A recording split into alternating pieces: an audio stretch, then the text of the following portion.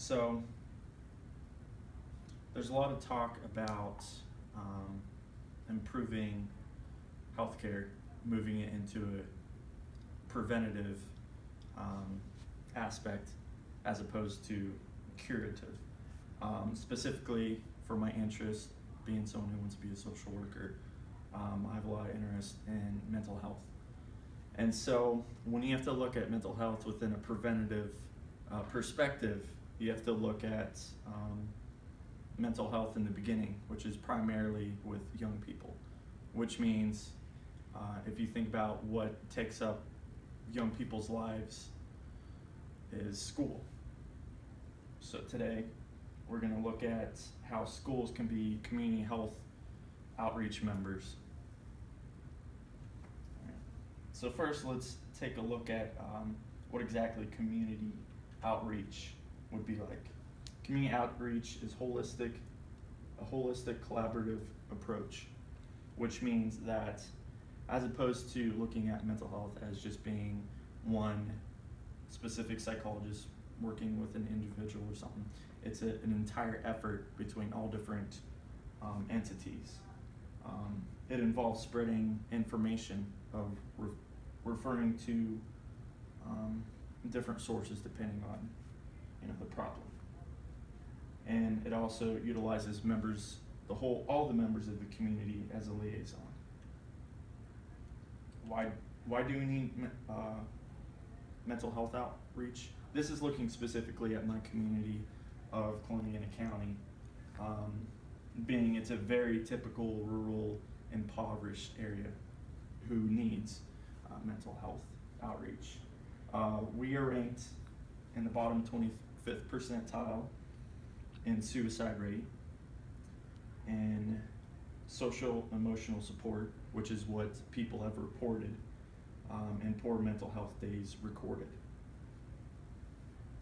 A lot of shareholders in a community needs assessment reported that there's a lot of guidance issues as far as knowing where to go.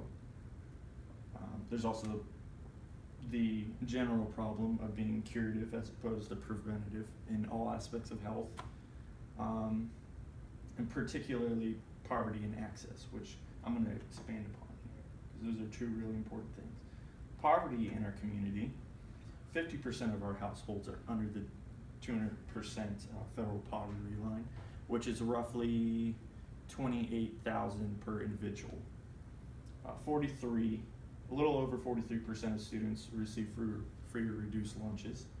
87% of the mental health services used, units as in measured by hours, it's funded by Medicaid, and almost fully funded by Medicaid.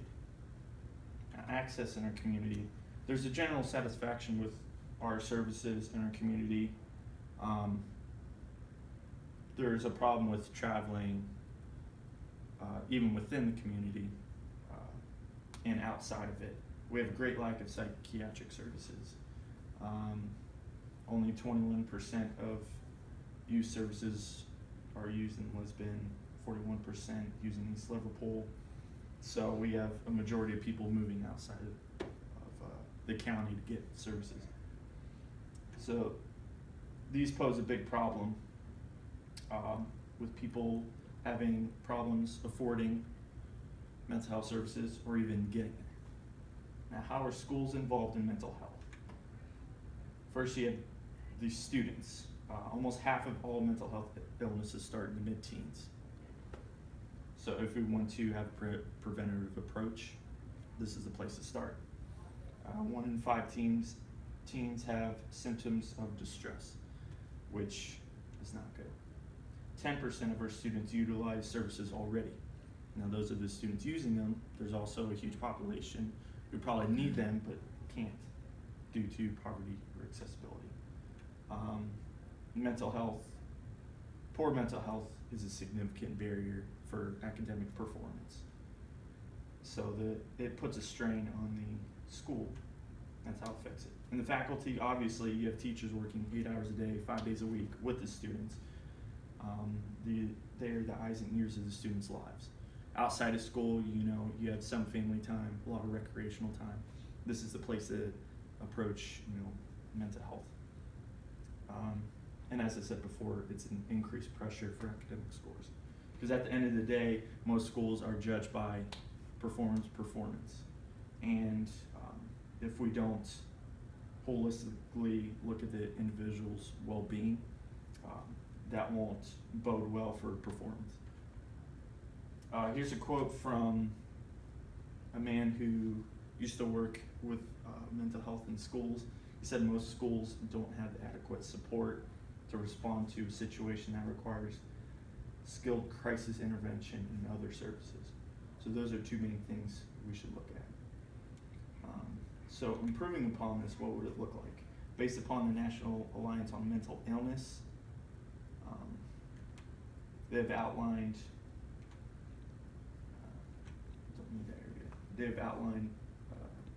new things that they want to push for schools, which is being able to tell the difference between delinquency and mental condition, early preventative detection, teacher-to-family communication, quick linkages between services, mental health services and whatnot, and a supportive environment. So specifically looking at a plan, it would go like this. First step is educate members on symptomology and signs. Here's a great quote by Alberto Carvalho. I probably mispronounced his name. He's a Miami-Dade superintendent, and he says less metal detection, more mental detection, which is really interesting. That's not a big problem in Columbiana County, but in other more inner city schools, that's scary.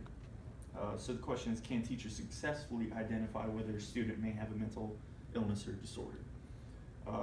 Based off a study, competence and existence and severity, teachers are able to, tell if someone has a problem and how bad it is.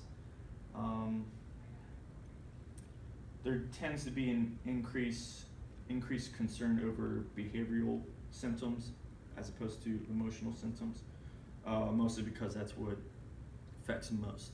They don't care if students going through emotional problems. Not that they don't care, but what affects them more is behavior, if they're acting up in class and whatnot. But there's more to that.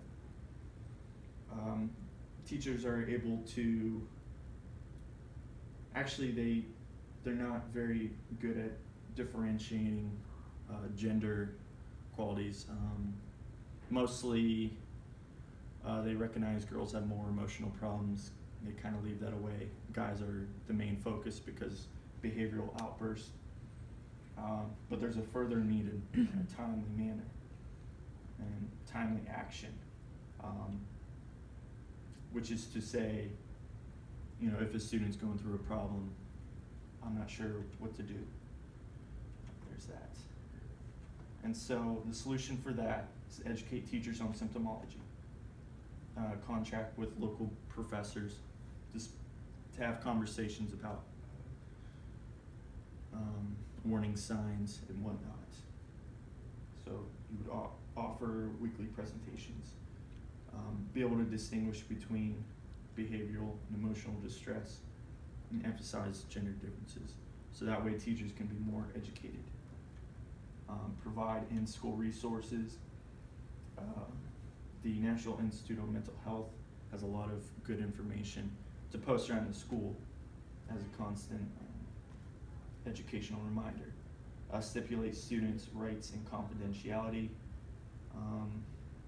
Know when parents should or should not be contacted. And in addition, what info can be given to counselors. Make sure there's clarity between what teachers, students, and parents can do. It's really dependent on the school. Train members in crisis intervention. One of the main things the guide outlined. Does a teacher know how to deal with a student during his or her time of crisis? Well, what is a crisis exactly? Looking at all of this, basically, most people have a homeostasis. They're pretty leveled out during the day, but something happens in an event, whether it's an event may trigger them, or it might just be, what's it saying, put the last straw that broke the camel's back kind of thing. It may not be exactly what happened that drives them crazy, but it's just that Trigger. last thing. And the two main things about this is the perception of the event on the individual and their inability to resolve this situation. And so, in order to approach that, we take a look at the crisis intervention model that teachers may become versed in. Just a quick overview, here's the steps. The first one's identification.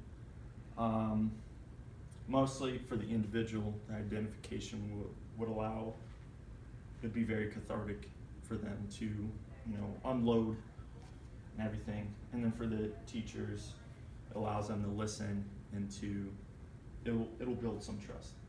And then next, exploration, mostly just understanding what's going on. Third step would be the focus.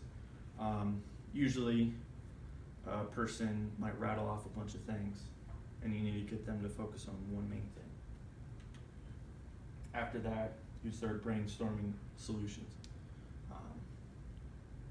Now this is tricky because adolescents particularly aren't fully developed in the frontal lobe, which is their decision-making skills. But this is a good way to allow them to regain some control over their problem.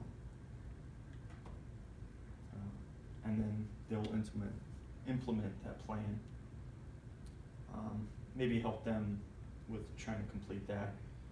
And then at the end, you just make sure you follow through with that.